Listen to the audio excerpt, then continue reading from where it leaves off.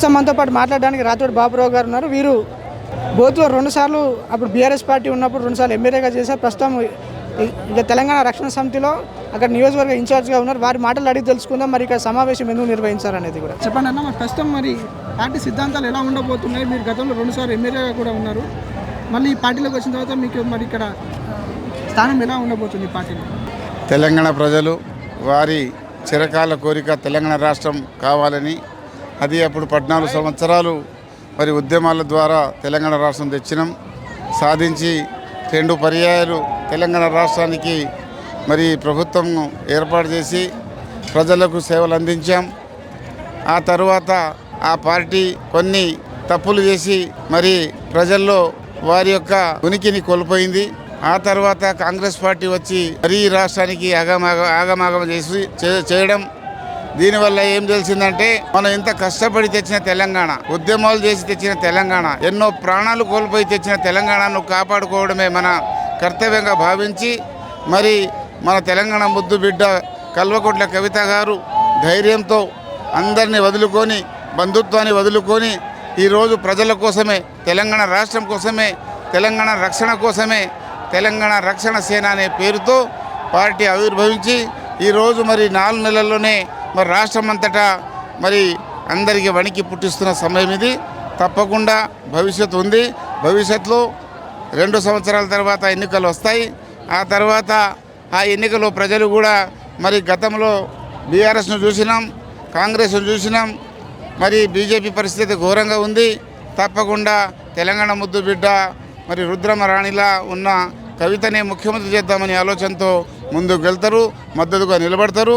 ప్రభుత్వం ఏర్పాటు చేసి ఈ తెలంగాణను మేము రక్షించుకుంటామని. అంటే మీరు గతంలో బీఆర్ఎస్ పార్టీలో 2 సార్లు ఎమ్మెల్యేగా ఉన్నప్పటికీ ఇప్పుడున్నటువంటి కాంగ్రెస్ ప్రభుత్వం మరి మీరు ఏదైతే ఆదిలాబాద్ కావచ్చు, ఆదిలాబాద్ ఉమ్మడి జిల్లాలలో అన్ని గిరిజన ప్రాంతాల్లో కావచ్చు, మరి అక్కడ ఉద్యోగాలు లేక చాలామంది గిరిజనులు ఇబ్బంది పడుతూ ఉన్నటువంటి సందర్భం, ముఖ్యంగా నిరుద్యోగులను పట్టించుకోవడానికి మాకు ఇక్కడ ప్రధానంగా నాయకుడు అనే వాళ్ళు లేడని చెప్పి ఇబ్బందులు పడుతూ ఉన్న సందర్భంలో మరి మీరు ఏం చెప్తారు? కాంగ్రెస్ నాయకులు అబద్ధాల కోరు, అబద్ధాలు మాట్లాడడం వాళ్ళ యొక్క వృత్తిగా భావిస్తారు.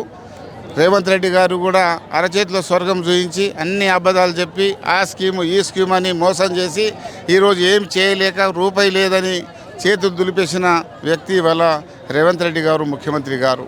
కాబట్టి ప్రజలు గమనిస్తూ ఉన్నారు. పల్లెల్లో వెళ్ళండి, గూడలో వెళ్ళండి, తాండాల్లో వెళ్ళండి, మీరు గ్రామాల్లో వెళ్ళండి, చూడండి, అడగండి ప్రజలకు మరి ఏముంది, సుఖంగా ఉన్నారంటే ఎవ్వరు సుఖంగా లేరు. అందరూ కష్టంలో ఉన్నారు, బాధలో ఉన్నారు. సాగునీరు లేదు, తాగునీరు లేదు, ఎక్కడ ఎటువంటి పరిపాలన లేదు. మరి ఎక్కడంటే అక్కడ లంచం లంచం లంచం. కాబట్టి మరి తప్పకుండా మరి దక్షిణ రాష్ట్రాల్లో కావాల్సిన వారు ప్రాంతీయ పార్టీ. ఆ ప్రాంతీయ పార్టీలో ఉన్న పార్టీ తెలంగాణ రక్షణ సేన పార్టీ, కవిత పార్టీ.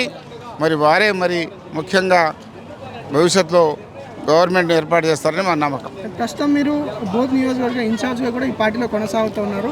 రేపటి రోజు తరుణంలో ఈ పార్టీ ఎలా అక్కడ ముందుండబోతుంది? అలాగే ఉమ్మడి ఆదిలాబాద్ జిల్లాలో ప్రత్యేక ప్రాధాన్యత మీకే ఇస్తున్నట్టు మరి సమాచారం వచ్చింది. కాబట్టి రేపటి రోజు మీరు ఎలా ఉండబోతున్నారు? అంటే ఆ రోజు మేము తెలంగాణ రాష్ట్రం కోసం ఉద్యమాలు చేశాం.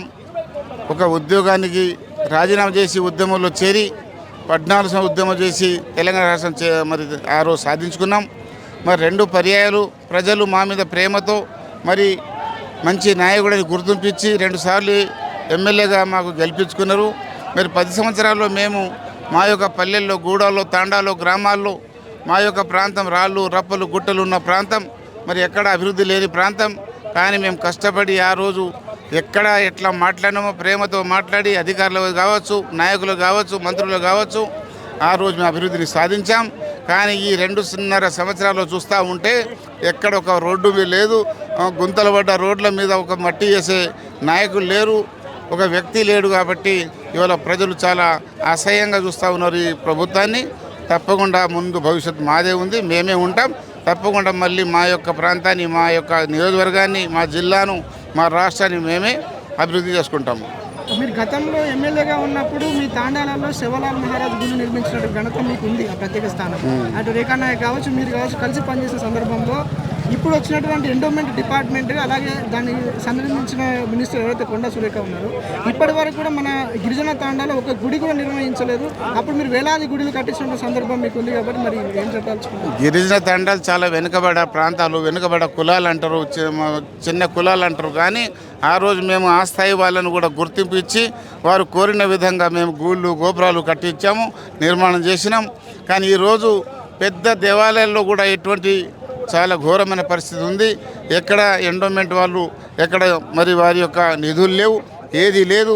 వెళ్తే అడిగితే చూద్దాం తప్ప చేసేది ఏం లేదు, ఇచ్చేది ఏం లేదు. ఖాళీ చేతులు ఉన్నామని వాళ్ళే బహిరంగ చెప్తా ఉన్నారు.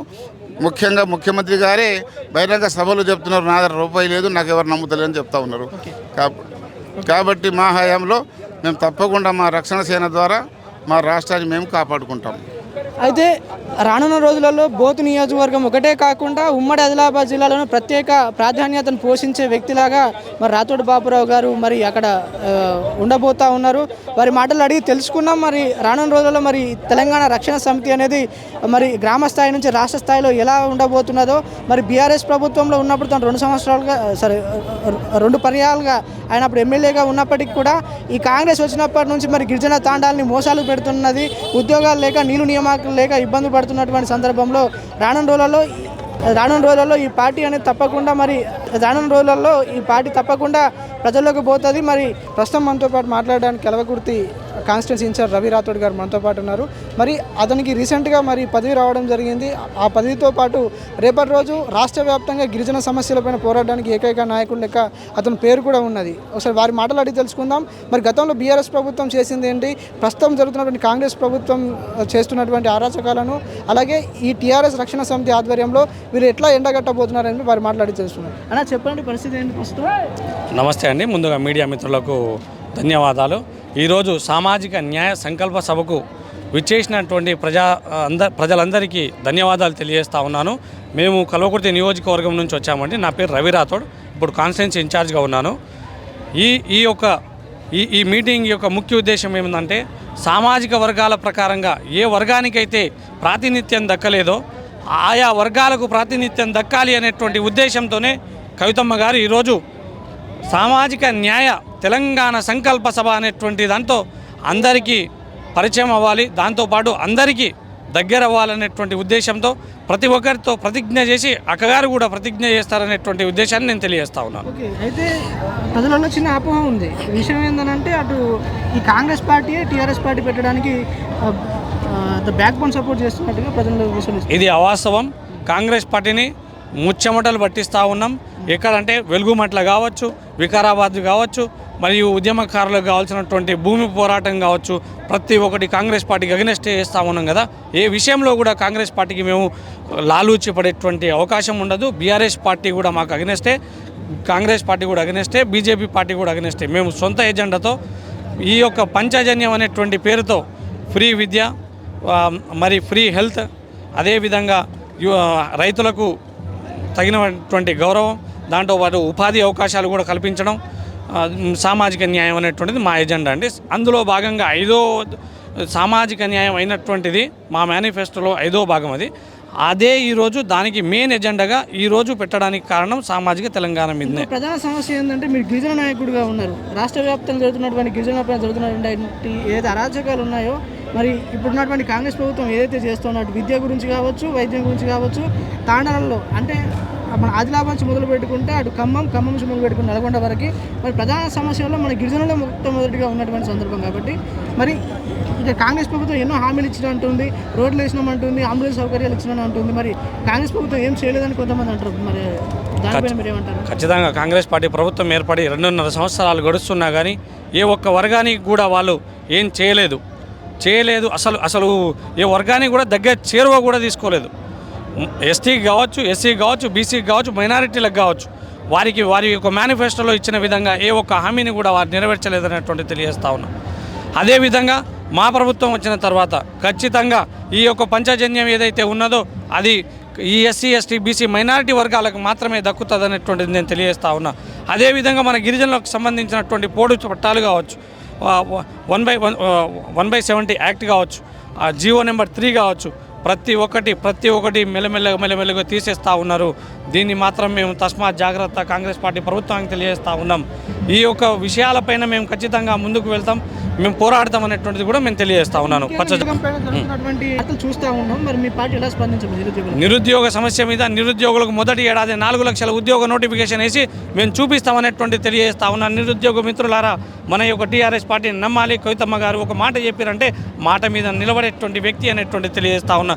దాంతోపాటు ఎవరికైతే ఉద్యోగం రాదో వారికి 2 లక్షల నుంచి 20 కోట్ల వరకు ఆర్థిక సహాయాన్ని అందించి వారిని పారిశ్రామికవేత్తలుగా తీర్చిదిద్దేటువంటి బాధ్యతను కూడా మా యొక్క టీఆర్ఎస్ పార్టీ తీసుకుంటుందనేటువంటిది నేను తెలియజేస్తా ఉన్నాను. ఇది ప్రస్తుతం కల్వకుర్తి నియోజకవర్గానికి సంబంధించిన రవి రాథోడ్ మాటల్లో మనం వినడం జరిగింది.